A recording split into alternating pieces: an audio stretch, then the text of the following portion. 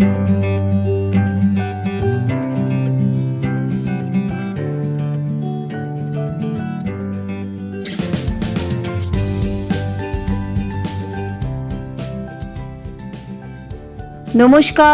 তনুর গল্প সম্ভারে আমি তনুশ্রী আবারও তোমাদের স্বাগত জানাই। আজকে যে গল্পটি আমি তোমাদের পাঠ করে শোনাব রবীন্দ্রনাথের গল্পগুচ্ছের মধ্যে একটি ছোট গল্প হলো মণিহারা। গল্পটি শোনার পর যদি তোমাদের ভালো লাগে তাহলে একটা লাইক করে দিও এবং তোমাদের পরিচিতদের সাথে এবং প্রিয়জনেদের সাথে শেয়ার করতে ভুলো না কিন্তু। তাহলে আর সময় নষ্ট কেন, চলো পাঠ করে শোনাই আজকে রবীন্দ্রনাথের ছোট গল্প মণিহারা।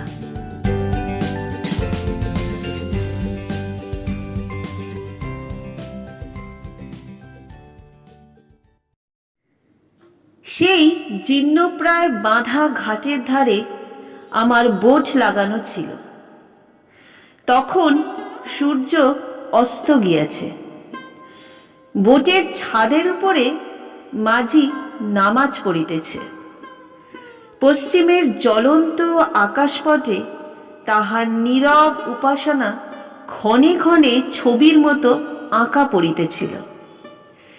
স্থির রেখাহীন নদীর জলের উপর ভাসাতীত অসংখ্য বর্ণচ্ছটা দেখিতে দেখিতে ফিকা হইতে গাঢ় লেখায়, সোনার রং হইতে ইস্পাতের রঙে, এক আভা হইতে আরেক আভায় মিলাইয়া আসিতেছিল। জানালা ভাঙা বারান্দা ঝুলিয়া পড়া জরাগ্রস্ত বৃহৎ অট্টালিকার সম্মুখে অসহ্য মূল বিদারিত ঘাটের উপরে ঝিল্লি মুখর সন্ধ্যাবেলায় একলা বসিয়া আমার শুষ্ক চক্ষুর কোণ ভিজিবে ভিজিবে করিতেছে। এমন সময় মাথা হইতে পা পর্যন্ত হঠাৎ চমকিয়া উঠিয়া শুনিলাম,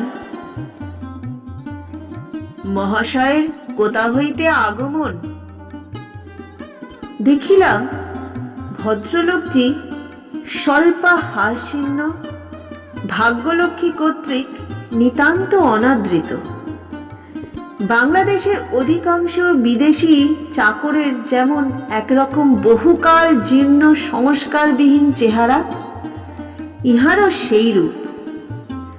ধুতির উপরে একখানি মলিন তৈলাক্ত আসামি মটকার বোতাম খোলা চাপকান।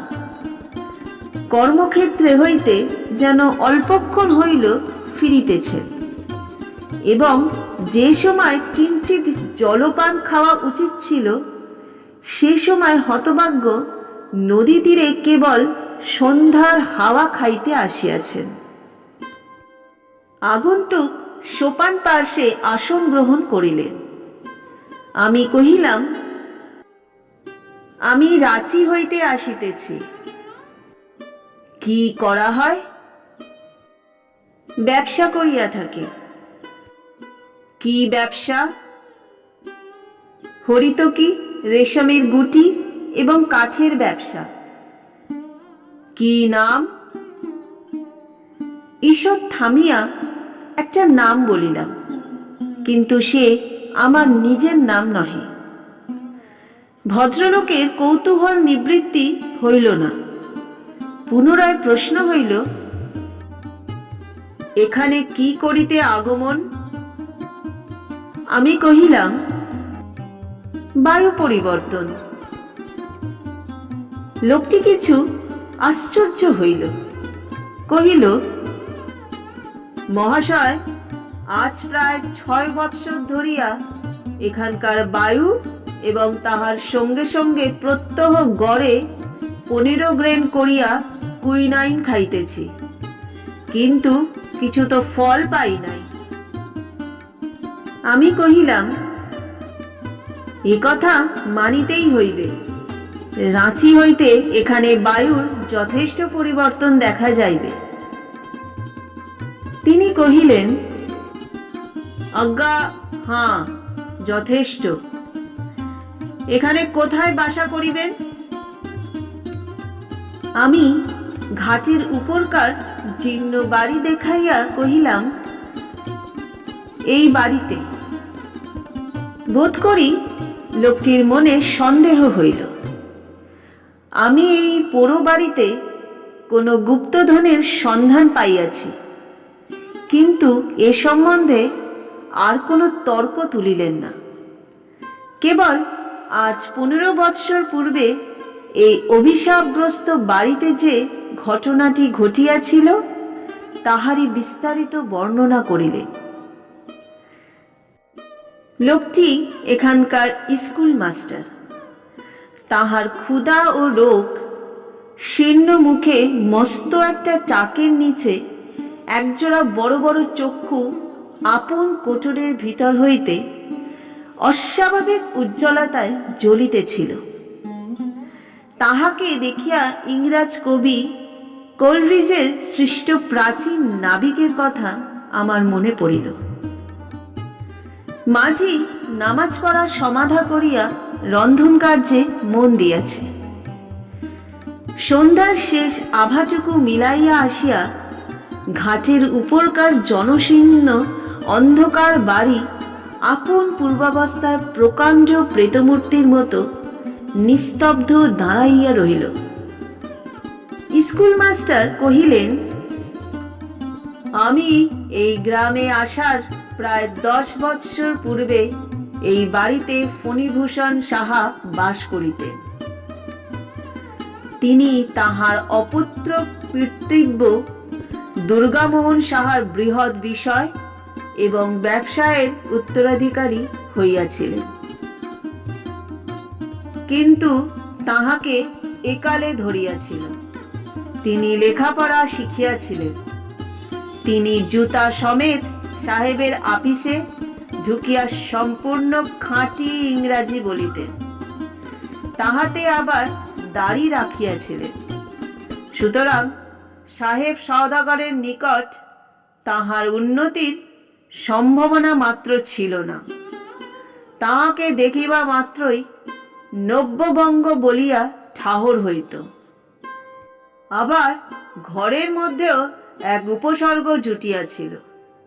তাহার স্ত্রীটি ছিলেন সুন্দরী। একে কলেজে পড়া, তাহাতে সুন্দরী স্ত্রী। সুতরাং সেকালের চালচলন আর রহিল না। এমনকি ব্যামো হইলে অ্যাসিস্ট্যান্ট সার্জেন্টকে ডাকা হইত। অসন বসন ভূষণও এই পরিমাণে বাড়িয়া উঠিতে লাগিল। মহাশয় নিশ্চয়ই বিবাহিত, অতএব এ কথা আপনাকে বলাই বাহুল্য যে সাধারণত স্ত্রী জাতি কাঁচা আম, ঝাল লঙ্কা এবং কড়া স্বামী ভালোবাসে। যে দুর্ভাগ্য পুরুষ নিজের স্ত্রীর ভালোবাসা হইতে বঞ্চিত, সে যে কুশ্রী অথবা নির্ধন তাহা নয়, সে নিতান্ত নিরীহ। যদি জিজ্ঞাসা করেন কেন এমন হইল, আমি এ সম্বন্ধে অনেক কথা ভাবিয়া রাখিয়াছি। যাহার যা প্রবৃত্তি এবং ক্ষমতা, সেটার চর্চা না করিলে সে সুখী হয় না। শিঙে সাপ দিবার জন্য হরিণ শক্ত গাছের গুড়ি খোঁজে, কলা গাছে তাহার শিং ঘষিবার সুখ হয় না। নরনারীর ভেদ হইয়া অবধি স্ত্রীলোক দুরন্ত পুরুষকে নানা কৌশলে ভুলাইয়া বশ করিবার বিদ্যার চর্চা করিয়া আসিতেছে। যে স্বামী আপনি বশ হইয়া বসিয়া থাকে, তাহারা স্ত্রী বেচারা একেবারেই বেকার। সে তাহার মাতামহীদের নিকট হইতে শত লক্ষ বৎসরের শান দেয়া যে উজ্জ্বল বরুণাস্ত্র, অগ্নিবাণ ও নাগপাশ বন্ধনগুলি পাইয়াছিল, তাহা সমস্ত নিষ্ফল হইয়া যায়। স্ত্রীলোক পুরুষকে ভুলাইয়া নিজের শক্তিতে ভালোবাসা আদায় করিয়া লইতে চায়।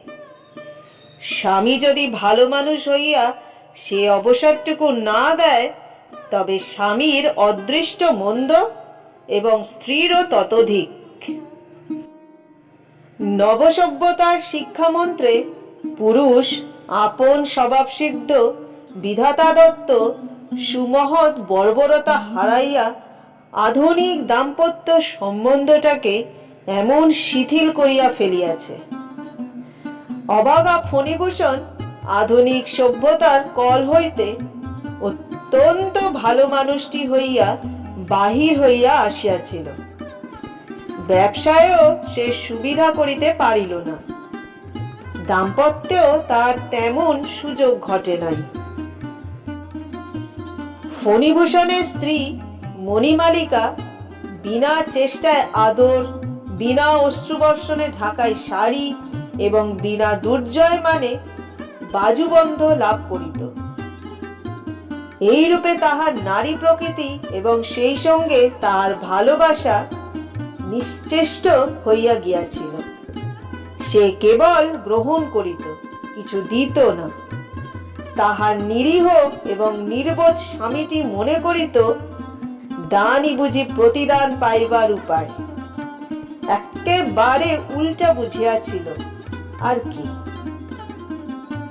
ইহার ফল হইল এই যে স্বামীকে সে আপন ঢাকায় শাড়ি এবং বাজুবন্ধ যোগাইবার যন্ত্রস্বরূপ জ্ঞান করিত। যন্ত্রটিও এমন সুচারু যে কোনো দিন তাহার চাকায় এক ফোঁটা তেল যোগাইবারও দরকার হয় নাই।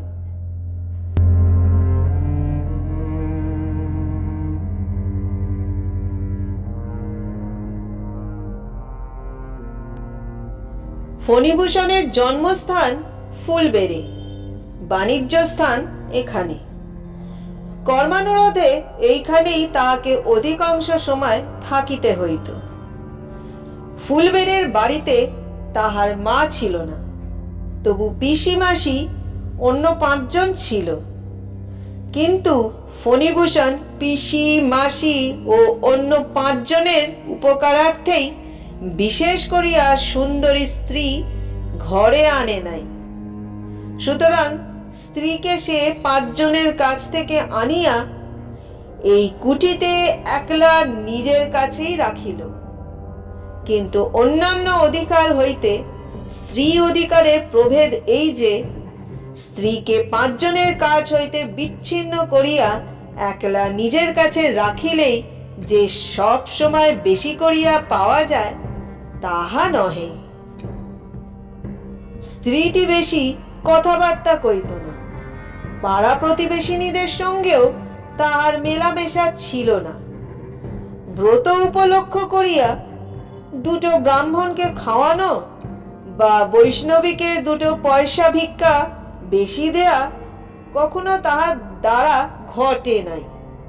তাহার হাতে কোনো জিনিস নষ্ট হয় নাই, কেবল স্বামীর আদরগুলো ছাড়া আর যাহা পাইয়াছে সমস্তই জমা করিয়া রাখিয়াছে।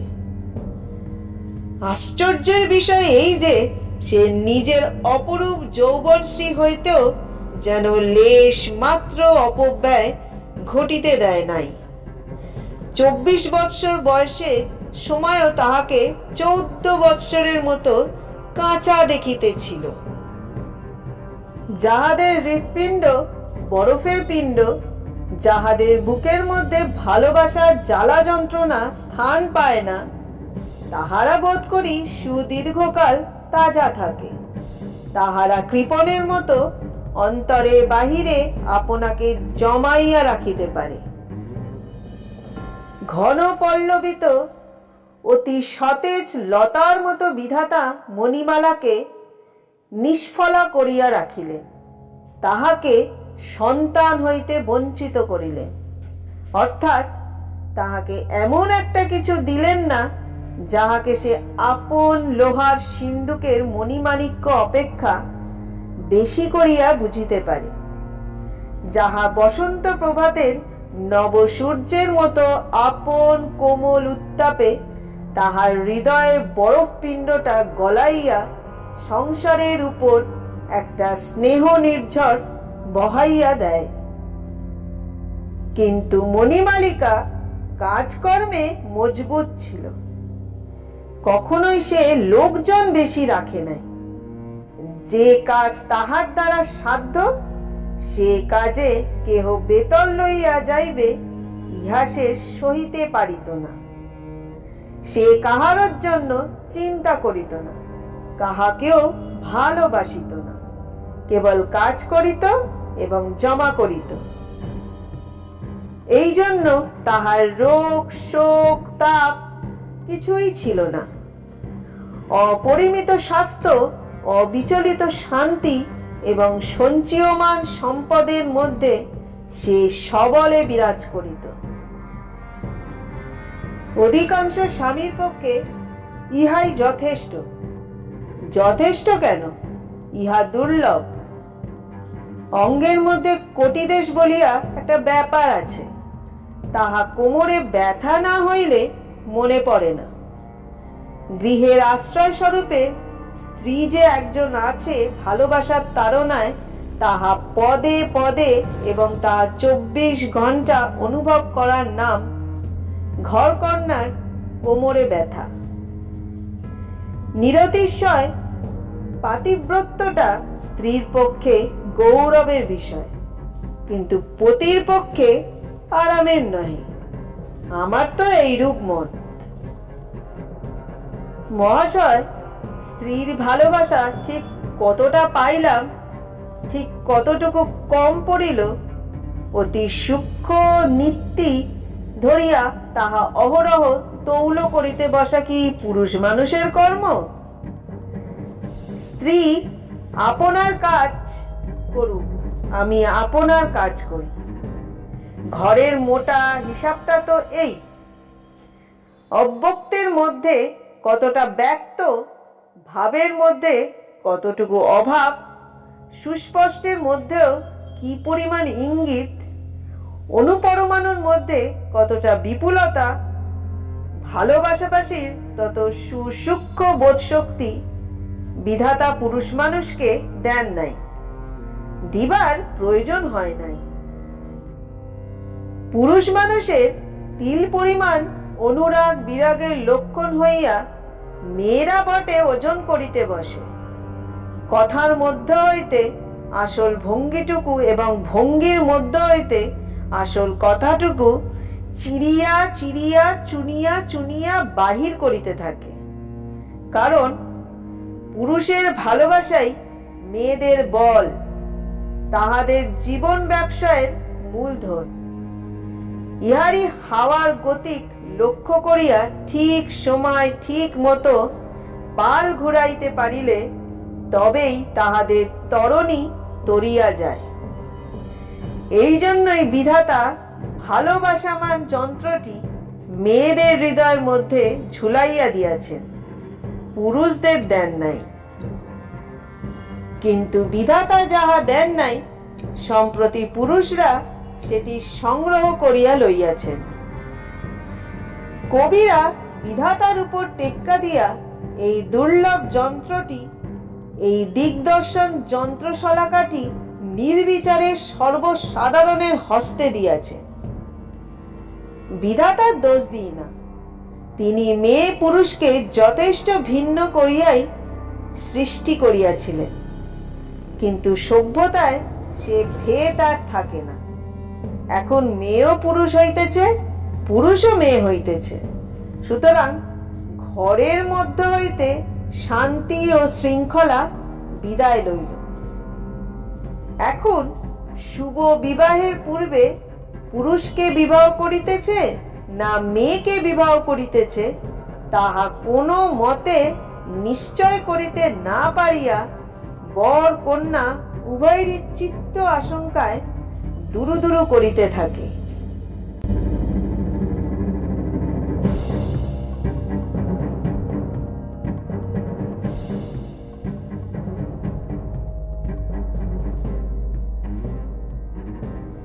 আপনি বিরক্ত হইতেছেন? একলা পড়িয়া থাকি, স্ত্রীর নিকট হইতে নির্বাসিত, দূর হইতে সংসারের অনেক নিগূঢ় তত্ত্ব মনের মধ্যে উদয় হয়। এগুলো ছাত্রদের কাছে বলিবার বিষয় নয়। কথা প্রসঙ্গে আপনাকে বলিয়া লইলাম, চিন্তা করিয়া দেখিবেন। মোট কথাটা এই যে, যদিচ রন্ধনে নুন কম হইত না এবং পানে চুন বেশি হইত না, তথাপি ফণিভূষণের হৃদয় কি যেন কি নামক একটা দুঃসাধ্য উৎপাত অনুভব করিত। স্ত্রীর কোনো দোষ ছিল না, কোনো ভ্রম ছিল না, তবু স্বামীর কোনো সুখ ছিল না। সে তাহার সহধর্মিণীর শূন্য গহ্বর হৃদয় লক্ষ্য করিয়া কেবল হীরামুক্তার গহনা ঢালিত, কিন্তু সেগুলো পড়িত গিয়া লোহার সিন্দুকে, হৃদয় শূন্যই থাকিত। খুড়া দুর্গামোহন ভালোবাসা এত সূক্ষ্ম করিয়া বুঝিত না, এত কাতর হইয়া চাহিত না, এত প্রচুর পরিমাণে দিত না, অথচ খুড়ির নিকট হইতে তাহা অজস্র পরিমাণে লাভ করিত। ব্যবসায়ী হইতে গেলে নব্যবাবু হইলে চলে না, এবং স্বামী হইতে গেলে পুরুষ হওয়া দরকার, এ কথায় সন্দেহ মাত্র করিবেন না। ঠিক এই সময় শৃগালগুলা নিকটবর্তী ঝোপের মধ্য হইতে অত্যন্ত উচ্চস্বরে চিৎকার করিয়া উঠিল। মাস্টার মহাশয়ের গল্প স্রোতে মিনিট কয়েকের জন্য বাধা পড়িল। ঠিক মনে হইল সেই অন্ধকার সভাভূমিতে কৌতুকপ্রিয় শৃগাল সম্প্রদায় স্কুল মাস্টারের ব্যাখ্যাত দাম্পত্য নীতি শুনিয়াই হোক বা নবসভ্যতা দুর্বল ফণিভূষণের আচরণেই হোক অট্টহাস্য করিয়া উঠিতে লাগিল। তাহাদের ভাবোচ্ছ্বাস নিবৃত হইয়া জল স্থল দ্বিগুণতর নিস্তব্ধ হইলে পর মাস্টার সন্ধ্যার অন্ধকারে তাহার বৃহৎ উজ্জ্বল চক্ষু পাকাইয়া গল্প বলিতে লাগিলেন। ফণিভূষণের জটিল এবং বহু বিস্তৃত ব্যবসায় হঠাৎ একটা ফাঁড়া উপস্থিত হইল। ব্যাপারটা কি তাহা আমার মতো অব্যবসায়ী পক্ষে বোঝা এবং বোঝানো শক্ত। মোদ্দা কথা, সহসা কি কারণে বাজারে তাহার ক্রেডিট রাখা কঠিন হইয়া পড়িয়াছিল। যদি কেবলমাত্র 5টা দিনের জন্য সে কোথাও হইতে লাখ ডেরেক টাকা বাহির করিতে পারে, বাজারে একবার বিদ্যুতের মতো এই টাকাটার চেহারা দেখাইয়া যায়, তাহা হইলেই মুহূর্তের মধ্যে সংকট উত্তীর্ণ হইয়া তাহার ব্যবসা পাল ভরে ছুটিয়া চলিতে পারে। টাকাটার সুযোগ হইতেছিল না। স্থানীয় পরিচিত মহাজনদের নিকট হইতে ধার করিতে প্রবৃত্ত হইয়াছে, এইরূপ জনরব উঠিলে তাহার ব্যবসায়ের দ্বিগুণ অনিষ্ট হইবে। আশঙ্কায় তাহাকে অপরিচিত স্থানে ঋণের চেষ্টা দেখিতে হইতেছিল। সেখানে উপযুক্ত বন্ধক না রাখিলে চলে না। গহনা বন্ধক রাখিলে লেখাপড়া ও বিলম্বের কারণ থাকে না, চটপট এবং সহজেই কাজ হইয়া যায়। ফণিভূষণ একবার স্ত্রীর কাছে গেল। নিজের স্ত্রীর কাছে স্বামী যেমন সহজভাবে যাইতে পারে, ফণিভূষণের তেমন করিয়া যাইবার ক্ষমতা ছিল না। সে দুর্ভাগ্যক্রমে নিজের স্ত্রীকে ভালোবাসিত, যেমন ভালোবাসা কাব্যের নায়ক কাব্যের নায়িকাকে বাসে। যে ভালোবাসায় সন্তর্পণে পদক্ষেপ করিতে হয় এবং সকল কথা মুখে ফুটিয়া বাহির হইতে পারে না, যে ভালোবাসার প্রবল আকর্ষণ সূর্য এবং পৃথিবীর আকর্ষণের ন্যায় মাঝখানে একটা অতি দূর ব্যবধান রাখিয়া দেয়। তথাপি তেমন তেমন দায় পড়িলে কাব্যের নায়ককেও প্রেয়সীর নিকট হুন্ডি এবং বন্ধক এবং হ্যান্ড নোটের প্রসঙ্গ তুলিতে হয়, কিন্তু সুর বাঁধিয়া যায়, বাক্যস্খলন হয়।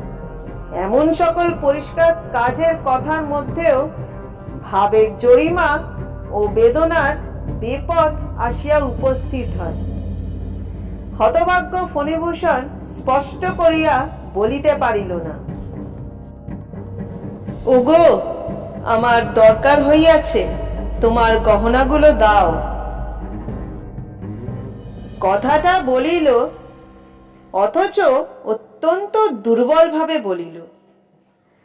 মণিমালিকা যখন কঠিন মুখ করিয়া হ্যাঁ না কিছুই উত্তর করিল না, তখন সে একটা অত্যন্ত নিষ্ঠুর আঘাত পাইল, কিন্তু আঘাত করিল না। কারণ পুরুষোচিত বর্বরতার লেশমাত্র তাহার ছিল না। যেখানে জোর করিয়া কাড়িয়া লওয়া উচিত ছিল, সেখানে সে আপনার আন্তরিক ক্ষোভ পর্যন্ত চাপিয়া গেল।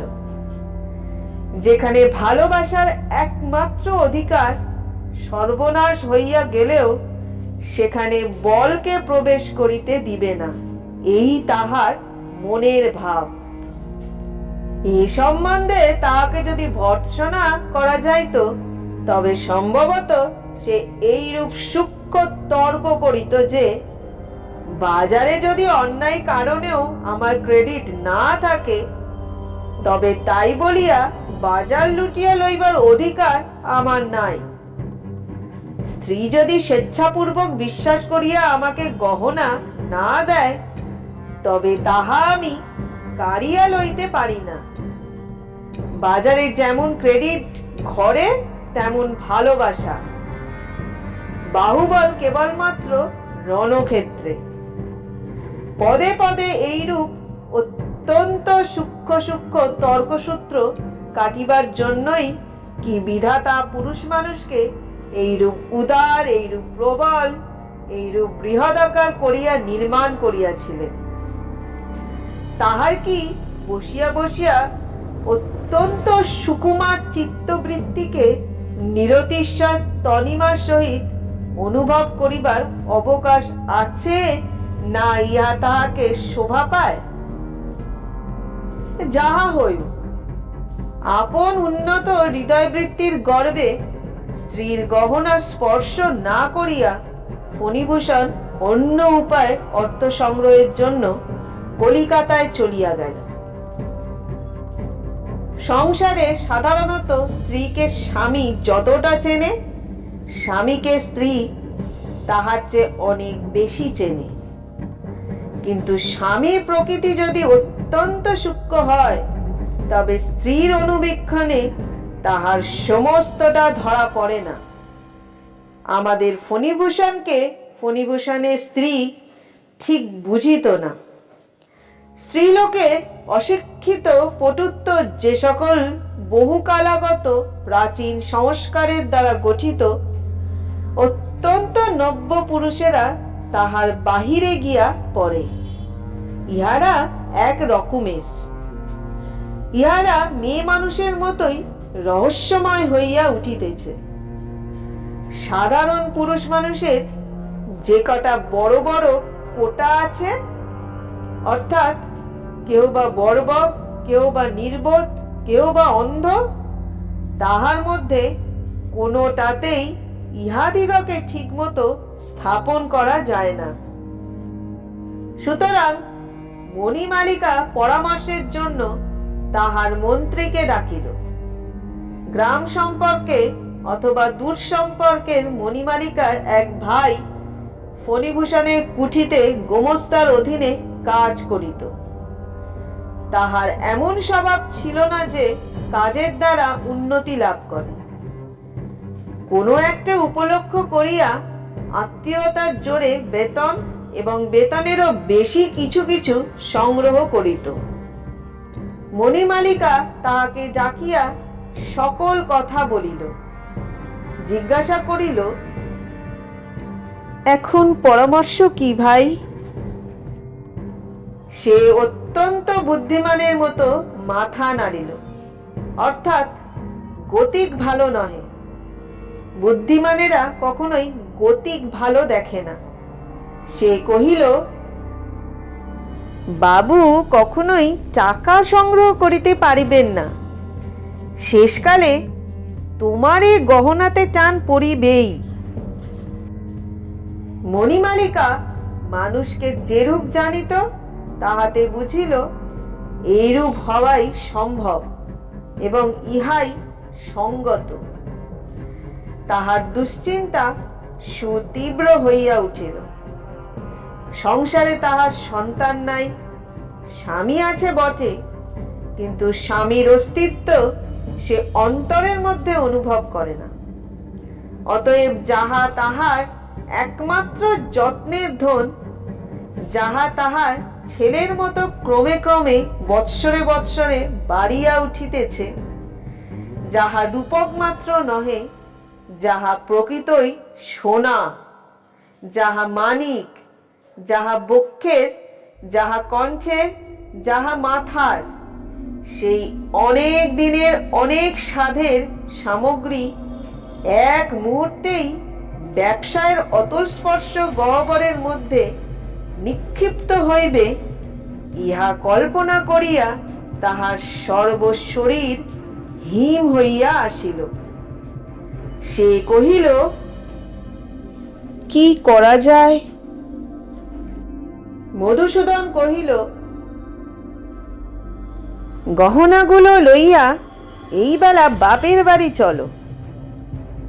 গহনার কিছু অংশ, এমনকি অধিকাংশই যে তাহার ভাগে আসিবে, বুদ্ধিমান মধু মনে মনে তাহার উপায় ঠাউরাইল। মণিমালিকা এ প্রস্তাবে তৎক্ষণাৎ সম্মত হইল। আষাঢ় শেষের সন্ধ্যাবেলায় এই ঘাটের ধারে একখানি নৌকা আসিয়া লাগিল। ঘন মেঘাচ্ছন্ন প্রত্যুষে নিবিড় অন্ধকারে নিদ্রাহীন ভেকের কলরবের মধ্যে একখানি মোটা চাদরে পা হইতে মাথা পর্যন্ত আবৃত করিয়া মণিমালিকা নৌকায় উঠিল।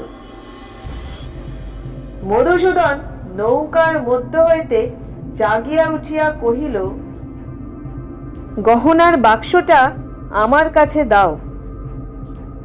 মণি কহিল, সে পরে হইবে, এখন নৌকা খুলিয়া দাও। নৌকা খুলিয়া দিল। খরস্রোতে হু হু করিয়া ভাসিয়া গেল। মণিমালিকা সমস্ত রাত ধরিয়া একটি একটি করিয়া তাহার সমস্ত গহনা সর্বাঙ্গ ভরিয়া পড়িয়াছে।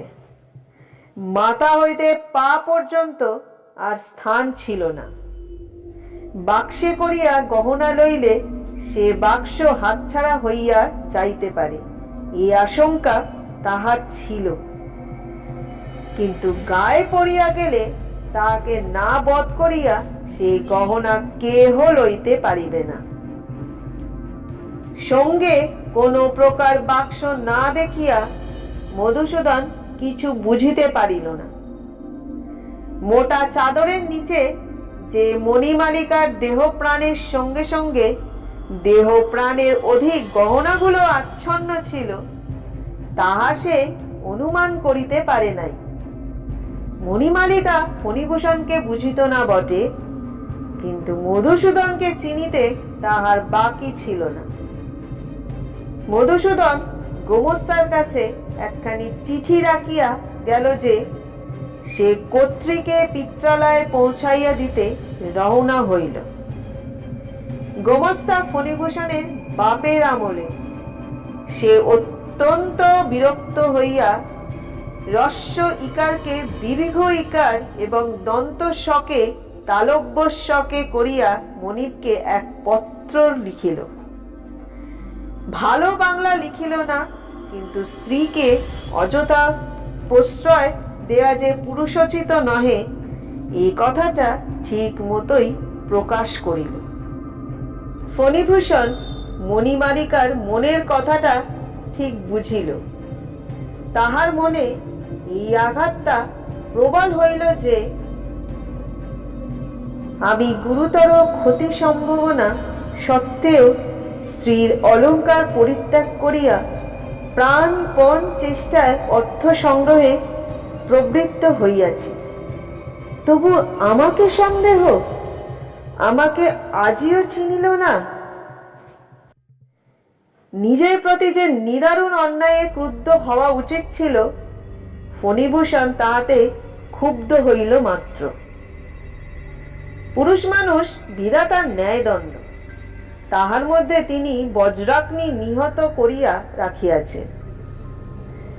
নিজের প্রতি অথবা অপরের প্রতি অন্যায়ের সংঘর্ষে সে যদি দপ করিয়া জ্বলিয়া উঠিতে না পারে, তবে ধিক তাহাকে। পুরুষ মানুষ দাবাগ্নির মতো রাগিয়া উঠিবে সামান্য কারণে, আর স্ত্রীলোক শ্রাবণ মেঘের মতো অশ্রুপাত করিতে থাকিবে বিনা উপলক্ষে। বিধাতা এইরূপ বন্দোবস্ত করিয়াছিলেন, কিন্তু সে আর টেকে না। ফণিভূষণ অপরাধিনী স্ত্রীকে লক্ষ্য করিয়া মনে মনে কহিল, এই যদি তোমার বিচার হয়, তবে এইরূপই হইউক। আমার কর্তব্য আমি করিয়া যাইব। আরো শতাব্দী ৫-৬ পরে, যখন কেবল অধ্যাত্ম শক্তিতে জগৎ চলিবে, তখন যাহার জন্মগ্রহণ করা উচিত ছিল, সেই ভাবী যুগের ফণিভূষণ ঊনবিংশ শতাব্দীতে অবতীর্ণ হইয়া সেই আদি যুগের স্ত্রীলোককে বিবাহ করিয়া বসিয়াছে। শাস্ত্রে যাহার বুদ্ধিকে প্রলয়ঙ্কারী বলিয়া থাকে। ফণিভূষণ স্ত্রীকে এক অক্ষর পত্র লিখিল না, এবং মনে মনে প্রতিজ্ঞা করিল, এ সম্বন্ধে স্ত্রীর কাছে কখনো সে কোনো কথার উল্লেখ করিবে না। কি ভীষণ দণ্ডবিধি!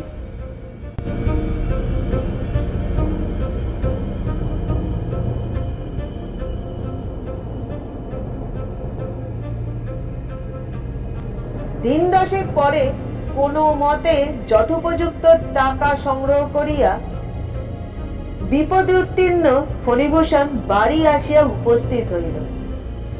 সে জানিত বাপের বাড়িতে গহনাপত্র রাখিয়া এতদিনে মণিমালিকা ঘরে ফিরিয়া আসিয়াছে। সেদিনকার দীনপ্রার্থী ভাব ত্যাগ করিয়া কৃতকার্য প্রীতি পুরুষ স্ত্রীর কাছে দেখা দিলে মণি যে কিরূপ লজ্জিত এবং অনাবশ্যক প্রয়াসের জন্য কিঞ্চিত অনুতপ্ত হইবে, ইহাই কল্পনা করিতে করিতে ফণিভূষণ অন্তঃপুরে শয়নাগারের দ্বারের কাছে আসিয়া উপনীত হইল। দেখিল দ্বার রুদ্ধ। তালা ভাঙিয়া ঘরে ঢুকিয়া দেখিল ঘর শূন্য। কোণে লোহার সিন্ধুক খোলা পড়িয়া আছে, তাহাতে গহনাপত্রের চিহ্ন মাত্র নাই। স্বামীর বুকের মধ্যে ধক করিয়া একটা ঘা লাগিল। মনে হইল সংসার উদ্দেশ্যহীন এবং ভালোবাসা ও ব্যবসা বাণিজ্য সমস্তই ব্যর্থ। আমরা এই সংসার পিঞ্জরের প্রত্যেক শলাকার উপরে প্রাণপাত করিতে বসিয়াছি, কিন্তু তাহার ভিতরে পাখি নাই, রাখিলেও সে থাকে না। তবে অহরহ হৃদয়খানির রক্তমানিক ও অশ্রুজলের মুক্ত মালা দিয়া কি সাজাইতে বসিয়াছি। এই চিরজীবনের সর্বস্ব জুড়ানো শূন্য সংসার খাঁচাটা ফণিভূষণ মনে মনে পদাঘাত করিয়া অতি দূরে ফেলিয়া দিল। ফণিভূষণ স্ত্রীর সম্বন্ধে কোনো রূপ চেষ্টা করিতে চাহিল না। মনে করিল, যদি ইচ্ছা হয় তো ফিরিয়া আসিবে। বৃদ্ধ ব্রাহ্মণ গোমস্তা আসিয়া কহিল, চুপ করিয়া থাকিলে কি হইবে? কর্তৃবধূর খবর লওয়া উচিত নয় কি? এই বলিয়া মণিমালিকার পিত্রালয়ে লোক পাঠাইয়া দিল। সেখান হইতে খবর আসিল, মণি অথবা মধু এ পর্যন্ত সেখানে পৌঁছে নাই। সর্বপ্রকার আশা ছাড়িয়া দিয়া একদিন ফণিভূষণ সন্ধ্যাকালে তাহার পরিত্যক্ত শয়নগৃহের মধ্যে প্রবেশ করিল। সেদিন জন্মাষ্টমী, সকাল হইতে অবিশ্রান্ত বৃষ্টি পড়িতেছে। উৎসব উপলক্ষে গ্রামের প্রান্তরে একটা মেলা বসে। সেখানে আটচালার মধ্যে বারোয়ারির যাত্রা আরম্ভ হইয়াছে। মুষলধারায় বৃষ্টিপাত শব্দে যাত্রার গানের সুর মৃদুতর হইয়া কানে আসিয়া প্রবেশ করিতেছে। ওই যে বাতায়নের উপরে শিথিল কবজা দরজাটা ঝুলিয়া পড়িয়াছে, ওইখানে ফণিভূষণ অন্ধকারে একলা বসিয়াছিল। বাদলার হাওয়া, বৃষ্টির ছাঁট এবং যাত্রার গান ঘরের মধ্যে প্রবেশ করিতেছিল। কোনো খেয়ালই ছিল না। ঘরের দেয়ালে আর্ট স্টুডিও রচিত লক্ষ্মী সরস্বতীর একজোড়া ছবি টাঙানো। আলনার উপরে একটা গামছা ও তোয়ালে, একটি চুড়ি পেরে ও একটি ডুরের শাড়ি সদ্য ব্যবহারযোগ্যভাবে পাকানো ঝুলানো রহিয়াছে। ঘরের কোণে টিপাইয়ের উপরের পিতলের ডিবায় মণিমালিকার সহস্ত রচিত গুটিকতক পান শুষ্ক হইয়া পড়িয়া আছে। কাঁচের আলমারির মধ্যে তাহার আবাল্য সঞ্চিত চীনের পুতুল, এসেন্সের শিশি, রঙিন কাচের ডিক্যান্টার, শৌখিন তাস, সমুদ্রের বড় বড় কড়ি, এমনকি শূন্য সাবানের বাক্সগুলি পর্যন্ত অতি পরিপাটি করিয়া সাজানো। যে অতি ক্ষুদ্র গোলক বিশিষ্ট ছোট শখের কেরোসিন ল্যাম্প সে নিজে প্রতিদিন প্রস্তুত করিয়া সহস্তে জ্বালাইয়া কুলুঙ্গিটির উপর রাখিয়া দিত, তাহা যথাস্থানে নির্বাপিত এবং ম্লান হইয়া দাঁড়াইয়া আছে। কেবল সেই ক্ষুদ্র ল্যাম্পটি এই শয়নকক্ষের মণিমালিকার শেষ মুহূর্তের নিরুত্তর সাক্ষী। সমস্ত শূন্য করিয়া যে চলিয়া যায়, সেও এত চিহ্ন, এত ইতিহাস, সমস্ত জড় সামগ্রীর উপর আপন সজীব হৃদয়ে এত স্নেহ স্বাক্ষর রাখিয়া যায়। এসো মণিমালিকা, এসো, তোমার দীপটি তুমি জ্বালাও, তোমার ঘরটি তুমি আলো করো। আয়নার সম্মুখে দাঁড়াইয়া তোমার যত্নকুঞ্চিত শাড়িটি তুমি পরো। তোমার জিনিসগুলি তোমার জন্য অপেক্ষা করিতেছে। তোমার কাছ হইতে কেহ কিছু প্রত্যাশা করে না। কেবল তুমি উপস্থিত হইয়া মাত্র তোমার অক্ষয় যৌবন, তোমার অম্লান সৌন্দর্য লইয়া চারিদিকের এই সকল বিপুল বিক্ষিপ্ত অনাথ জড় সামগ্রী রাশিকে একটি প্রাণের ঐক্যে সঞ্জীবিত করিয়া রাখো। এই সকল মুখ প্রাণহীন পদার্থের অব্যক্ত ক্রন্দন গৃহকে শ্মশান করিয়া তুলিয়াছে। গভীর রাত্রে কখন একসময় বৃষ্টির ধারা এবং যাত্রার গান থামিয়া গেছে। ফণিভূষণ জানলার কাছে যেমন বসিয়াছিল তেমনই বসিয়া আছে। বাতায়নের বাইরে এমন একটা জগৎব্যাপী নিরন্ধ অন্ধকার যে তাহার মনে হইতেছিল, যেন সম্মুখে জমালয়ের একটা অভ্রভেদী সিংহদ্বার যেন এইখানে দাঁড়াইয়া কাঁদিয়া ডাকিলে চিরকালের লুপ্ত জিনিস অচিরকালের মতোই একবার দেখা দিতেও পারে। এই মসীকৃষ্ণ মৃত্যুর পটে এই অতি কঠিন নিকষ পাষাণের উপর সেই হারানো সোনার একটি রেখা পড়িতেও পারে। এমন সময় একটা ঠক ঠক শব্দের সঙ্গে সঙ্গে গহনার ঝমঝম শব্দ শোনা গেল। ঠিক মনে হইল শব্দটা নদীর ঘাটের উপর হইতে উঠিয়া আসিতেছে। তখন নদীর জল এবং রাত্রির অন্ধকার এক হইয়া মিশিয়া গিয়াছিল। পুলকিত ফণিভূষণ দুই উৎসুক চক্ষু দিয়া অন্ধকার ঠেলিয়া ঠেলিয়া ফুরিয়া ফুরিয়া দেখিতে চেষ্টা করিতে লাগিল। স্ফীত হৃদয় এবং ব্যগ্র দৃষ্টি ব্যথিত হইয়া উঠিল। কিছুই দেখা গেল না। দেখিবার চেষ্টা যতই একান্ত বাড়িয়া উঠিল, অন্ধকার ততই যেন ঘনীভূত, জগৎ ততই যেন ছায়াবৎ হইয়া আসিল। প্রকৃতির নিশীথ রাত্রে আপন মৃত্যু নিকেতনের গবাক্ষ দ্বারে অকস্মাৎ অতিথি সমাগম দেখিয়া দ্রুত হস্তে আরও একটা বেশি করিয়া পর্দা ফেলিয়া দিল।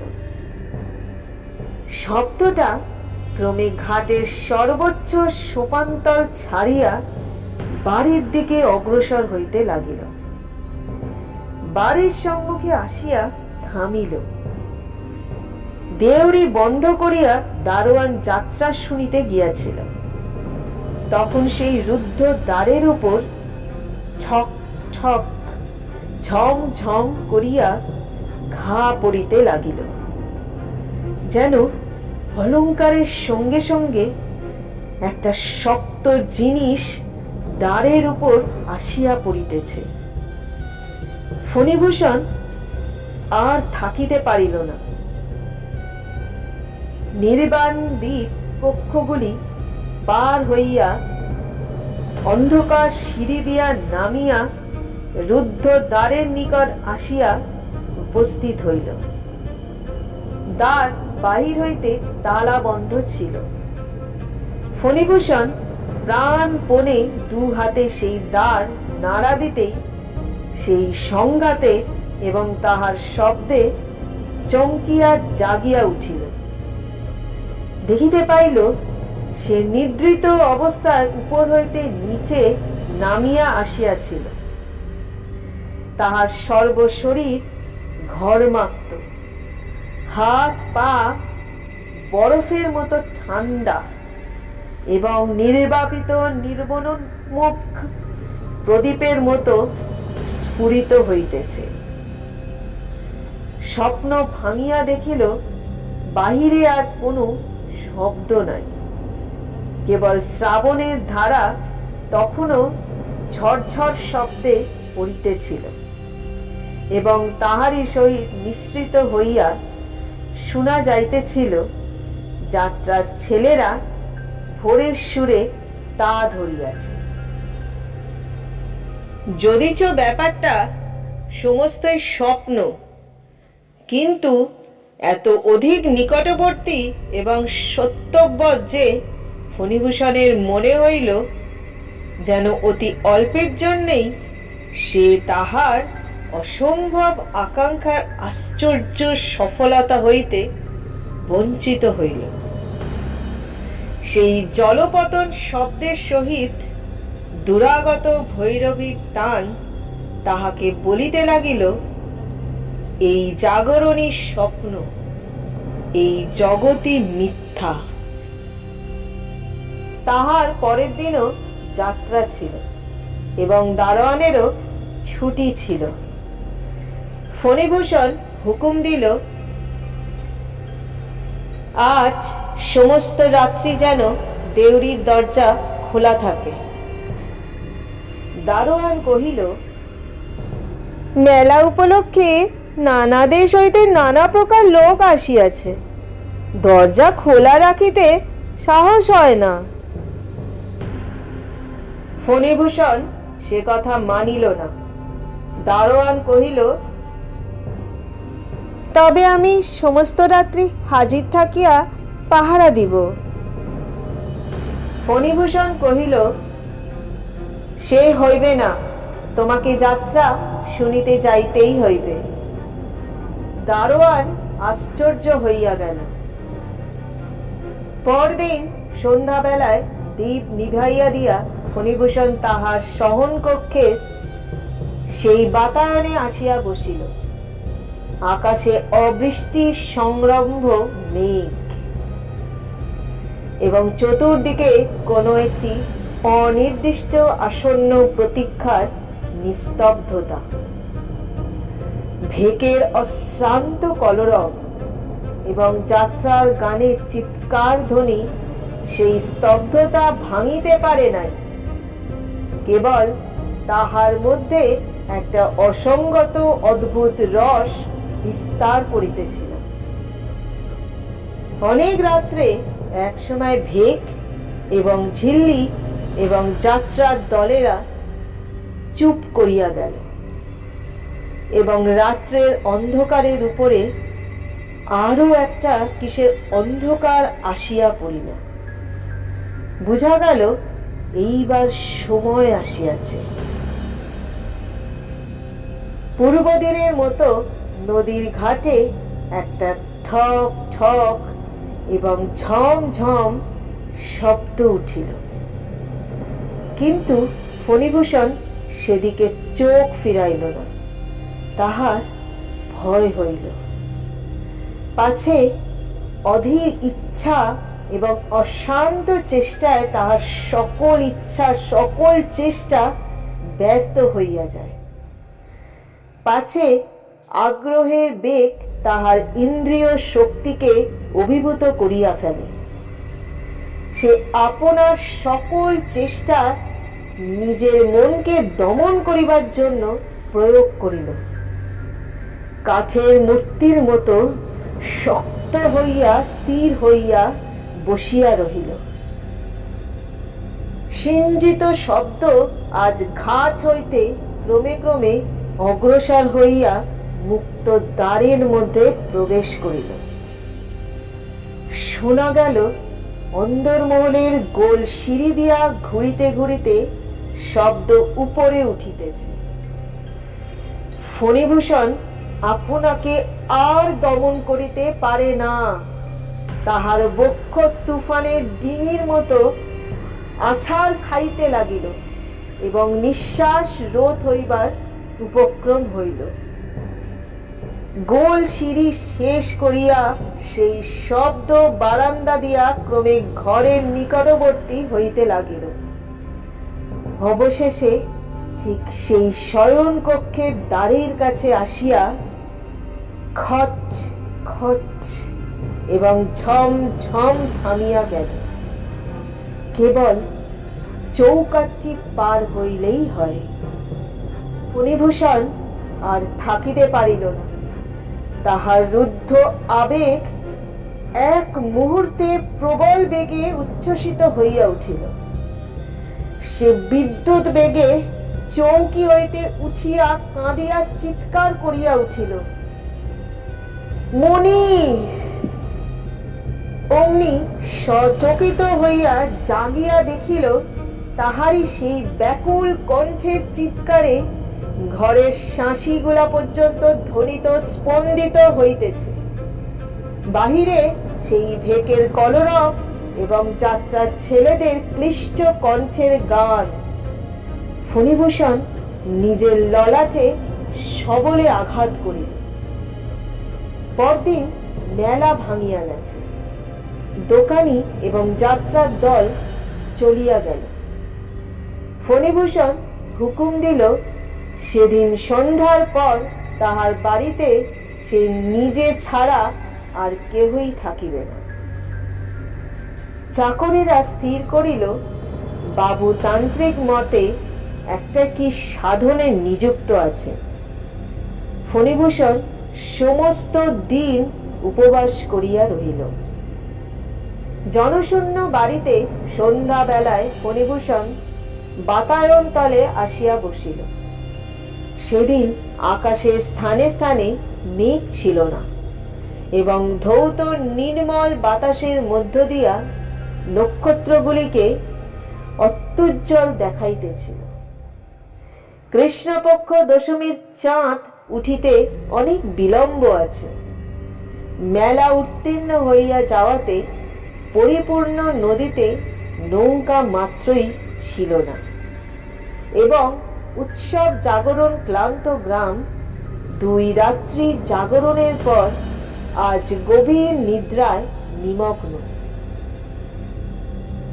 ফণিভূষণ একখানা চৌকিতে বসিয়া চৌকির পিঠের উপর মাথা ঊর্ধ্বমুখ করিয়া তারা দেখিতেছিল। ভাবিতেছিল, একদিন যখন তাহার বয়স ছিল 19, তখন কলিকাতার কলেজে পড়িত। তখন সন্ধ্যাকালে গোলদিঘির তৃণ শয়নে চিত হইয়া হাতের উপরে মাথা রাখিয়া ওই অনন্তকালের তারাগুলির দিকে চাহিয়া থাকিত এবং মনে পড়িত তাহার সেই নদীকূলবর্তী শ্বশুরবাড়ির একটি বিরল কক্ষে 14 বৎসরের বয়ঃসন্ধিগতা মণির সেই উজ্জ্বল কাঁচা মুখখানি। তখনকার সেই বিরহ কি সুমধুর! তখনকার সেই তারাগুলির আলোক স্পন্দন হৃদয়ের যৌবন স্পন্দের সঙ্গে কি বিচিত্র! বসন্ত রাগেন জ্যোতির্তালাভ্যাং বাজিয়া বাজিয়া উঠিত। আজ সেই একই তারা আগুন দিয়া আকাশে মোহমুদ্গরের শ্লোক কয়েকটা লিখিয়া রাখিয়াছে। বলিতেছে,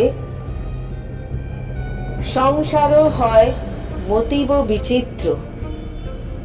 দেখিতে দেখিতে তারাগুলির সমস্ত লুপ্ত হইয়া গেল। আকাশ হইতে একখানা অন্ধকার নামিয়া এবং পৃথিবী হইতে একখানা অন্ধকার উঠিয়া চোখের উপরকার এবং নিচেরকার পল্লবের মতো একত্র আসিয়া মিলিত হইল। আজ ফণিভূষণের চিত্ত শান্ত ছিল। সে নিশ্চয়ই জানিত আজ তাহার অভীষ্ট সিদ্ধ হইবে। সাধকের নিকট মৃত্যু আপন রহস্য উদ্ঘাটন করিয়া দিবে। পূর্বরাত্রির মতো সেই শব্দ নদীর জলের মধ্য হইতে ঘাটের সোপানের উপর উঠিল। ফণিভূষণ 2 চক্ষু নিমীলিত করিয়া স্থির দৃঢ় চিত্তে ধ্যানাসনে বসিল। শব্দ দ্বিরাশূন্য দেউড়ির মধ্যে প্রবেশ করিল। শব্দ জনশূন্য অন্তঃপুরের গোল সিঁড়ির মধ্য দিয়া ঘুরিয়া ঘুরিয়া উঠিতে লাগিল। শব্দ দীর্ঘ বারান্দা পার হইল এবং শয়ন কক্ষের দ্বারের কাছে আসিয়া ক্ষণকালের জন্য থামিল। ফণিভূষণের হৃদয় ব্যাকুল এবং সর্বাঙ্গ কণ্ঠকিত হইয়া উঠিল, কিন্তু আজ সে চক্ষু খুলিল না। শব্দ চৌকাঠ পার হইয়া অন্ধকারের মধ্যে প্রবেশ করিল। আলনায় যেখানে শাড়ি কোঁচানো আছে, কুলুঙ্গিতে যেখানে কেরোসিনের দীপ দাঁড়াইয়া, টিপাইয়ের ধারে যেখানে পানের বাটায় পান শুষ্ক এবং সেই বিচিত্র সামগ্রীপূর্ণ আলমারির কাছে প্রত্যেক জায়গায় একবার করিয়া দাঁড়াইয়া অবশেষে শব্দটা ফণিভূষণের অত্যন্ত কাছে আসিয়া থামিল। তখন ফণিভূষণ চোখ মেলিল এবং দেখিল ঘরে নবোদিত দশমীর চন্দ্রালোক আসিয়া প্রবেশ করিয়াছে এবং তাহার চৌকির ঠিক সম্মুখে একটি কঙ্কাল দাঁড়াইয়া। সেই কঙ্কালের 8 আঙুলে আংটি, করতলে রতন চক্র, প্রকোষ্ঠে বালা, বাহুতে বাজুবন্ধ, গলায় কণ্ঠি, মাথায় সিথি, তাহার আপাত মস্তকে অস্থিতে অস্থিতে একটি আভরণ সোনায় হীরায় ঝকঝক করিতেছে। অলঙ্কারগুলি ঢিলা ঢলঢল করিতেছে, কিন্তু অঙ্গ হইতে খসিয়া পড়িতেছে না। সর্বাপেক্ষা ভয়ঙ্কর তাহার অস্থিময় মুখে তাহার 2 চক্ষু ছিল সজীব। সেই কালো তারা, সেই ঘন দীর্ঘ পক্ষ্ণ, সেই সজল উজ্জ্বলতা, সেই অবিচলিত দৃঢ় শান্ত দৃষ্টি। আজ 18 বৎসর পূর্বে একদিন আলোকিত সভাগৃহে নহবতের সাহানা আলাপের মধ্যে ফণিভূষণ যে দুটি আয়ত সুন্দর কালো কালো ঢলো ঢলো চোখ শুভ দৃষ্টিতে প্রথম দেখিয়াছিল, সেই দুটি চক্ষুই আজ শ্রাবণের অর্ধরাত্রে কৃষ্ণপক্ষ দশমীর চন্দ্র কিরণে দেখিল। দেখিয়া তাহার সর্বশরীরের রক্ত হিম হইয়া আসিল। প্রাণপণে দুই চক্ষু বুঝিতে চেষ্টা করিল, কিছুতেই পারিল না। তাহার চক্ষু মৃত মানুষের চক্ষুর মতো নির্নিমেষ চাহিয়া রইল। তখন সেই কঙ্কাল স্তম্ভিত ফণিভূষণের মুখের দিকে তাহার দৃষ্টি স্থির রাখিয়া দক্ষিণ হস্ত তুলিয়া নীরবে অঙ্গুলি সংকেতে ডাকিল। তাহার 4 আঙুলের অস্থিতে হীরার আংটি ঝকমক করিয়া উঠিল। ফণিভূষণ মুড়ের মতো উঠিয়া দাঁড়াইল। কঙ্কাল দাঁড়ের অভিমুখে চলিল। হারেতে হারেতে গহনায় গহনায় কঠিন শব্দ হইতে লাগিল। ফণিভূষণ পাশবদ্ধ পুত্তলির মতো তাহার পশ্চাৎ পশ্চাৎ চলিল। বারান্দা পার হইল। নিবিড় অন্ধকার গোল সিঁড়ি ঘুরিয়া ঘুরিয়া খটখট ঠকঠক ঝমঝম করিতে করিতে নিচে উত্তীর্ণ হইল। নিচেকার বারান্দা পার হইয়া জনশূন্য দ্বীপহীন দেউড়িতে প্রবেশ করিল। অবশেষে দেউড়ি পার হইয়া ইটের খোয়া দিয়া বাগানের রাস্তায় বাহির হইয়া পড়িল। খোয়াগুলি অস্তিপাতে কর কর করিতে লাগিল। সেখানে ক্ষীণ জ্যোৎস্না ঘন ডালপালার মধ্যে আটক খাইয়া কোথাও নিষ্কৃতির পথ পাইতেছিল না। সেই বর্ষার নিবিড় গন্ধ অন্ধকার ছায়াপথে জোনাকির ঝাঁকের মধ্য দিয়া উভয়ে নদীর ঘাটে আসিয়া উপস্থিত হইল। ঘাটের যে ধাপ বাহিয়া শব্দ উপরে উঠিয়াছিল, সেই ধাপ দিয়া অলঙ্কৃত কঙ্কাল তাহার আন্দোলহীন ঋজু গতিতে কঠিন শব্দ করিয়া এক পা নামিতে লাগিল। পরিপূর্ণ বর্ষা নদীর প্রবল স্রোত জলের উপর জ্যোৎস্নার একটি দীর্ঘ রেখা ঝিকঝিক করিতেছে। কঙ্কাল নদীতে নামিল। অনুবর্তী ফণিভূষণও জলে পা দিল। জলস্পর্শ করিবা মাত্রই ফণিভূষণে তন্দ্রা ছুটিয়া গেল। সম্মুখে আর তাহার পথপ্রদর্শক নাই। কেবল নদীর পরপারে গাছগুলা স্তব্ধ হইয়া দাঁড়াইয়া এবং তাহাদের মাথার পরে খণ্ড চাঁদ শান্ত অবাকভাবে চাহিয়া আছে। আপাত মস্তক বারংবার শিহরিয়া শিহরিয়া স্খলিত পদে ফণিভূষণ স্রোতের মধ্যে পড়িয়া গেল। যদিও সাঁতার জানিত, কিন্তু স্নায়ু তার বশ মানিল না। স্বপ্নের মধ্য হইতে কেবল মুহূর্ত মাত্র জাগরণের প্রান্তে আসিয়া পরক্ষণে অতল স্পর্শ সুপ্তির মধ্যে নিমগ্ন হইয়া গেল।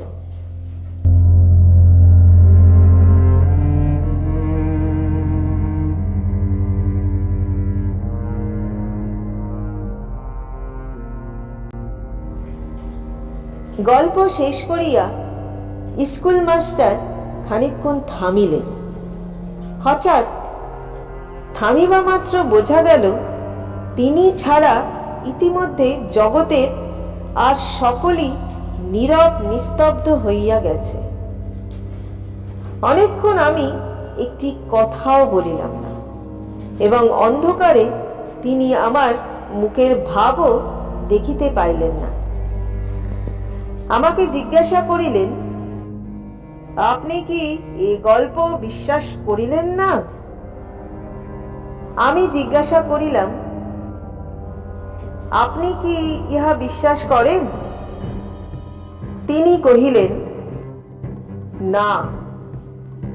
কেন করি না তাহার কয়েকটি যুক্তি দিতেছি। প্রথমত, প্রকৃতি ঠাকুরানী উপন্যাস লেখিকা নহে, তাহার হাতে বিস্তর কাজ আছে। আমি কহিলাম, দ্বিতীয়ত, আমারই নাম শ্রীযুক্ত ফণিভূষণ সাহা। স্কুল মাস্টার কিছুমাত্র লজ্জিত না হইয়া কহিলেন, আমি তা হইলে ঠিকই অনুমান করিয়াছিলাম। আপনার স্ত্রীর নাম কি ছিল? আমি কহিলাম, নৃত্যকালী।